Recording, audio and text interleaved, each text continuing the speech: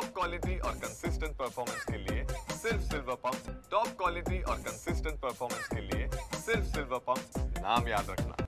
काश्मीरच्या पहलगाममध्ये झालेल्या दहशतवादी हमल्यामध्ये 26 जणांचा पर्यटकांचा मृत्यू झाला आणि यामध्ये 3 जण जे आहेत ते डोंबिवलीचेही सहभागी होते। त्यांचा देखील त्या ठिकाणी मृत्यू झाल्याने या ठिकाणी निषेध बॅनर हे डोंबिवलीमध्ये या ठिकाणी लावण्यात आलेले आहेत। संजय लेले, हेमंत जोशी, अतुल माने या तिघांचा काल डोंबिवलीतील शिव मंदिर परिसराच्या स्मशानभूमीत अंत्यसंस्कार झाला। यावेळी मुख्यमंत्री देवेंद्र फडणवीस, खासदार श्रीकांत शिंदे, भाजप कार्य अध्यक्ष व आमदार रवींद्र चव्हाण, आमदार राजेश मोरे यासह हजारो डोंबिवलीकर या ठिकाणी उपस्थित होते। तिघांचा मृत्यू ही बातमी समजताच डोंबिवलीमध्ये संतापाची लाट उसळली होती। एकंदरीत पाहायला गेलं तर अंत्यसंस्काराच्या वेळेच्या दरम्यान भागशाळा मैदान तसेच स्मशानभूमी बाहेर नागरिकांचा रोष या ठिकाणी पाहायला मिळाला।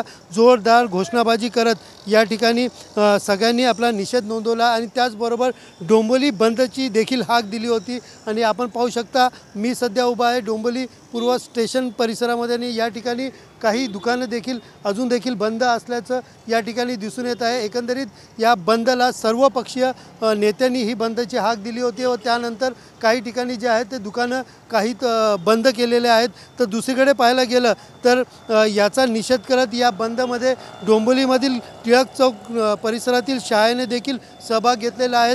अनेक शाळेमध्ये परीक्षा रद्द करून त्या शाळेच्या परीक्षा पुढे ढकलत या ठिकाणी बंदमध्ये सहभाग घेतलेले आहेत। जागोजागी या ठिकाणी निषेधाचे बॅनर लागलेले आहेत। एकंदरीत डोंबिवलीकरांमध्ये मोठा रोष या ठिकाणी दिसून येत आहेत आणि काल सर्वपक्षीय दिलेल्या बंदला कुठेतरी डोंबिवलीमध्ये पुन्हा एकदा बंदची हाक दिल्यानंतर या ठिकाणी बंद असं चित्र या ठिकाणी डोंबिवलीत दिसून येत आहे।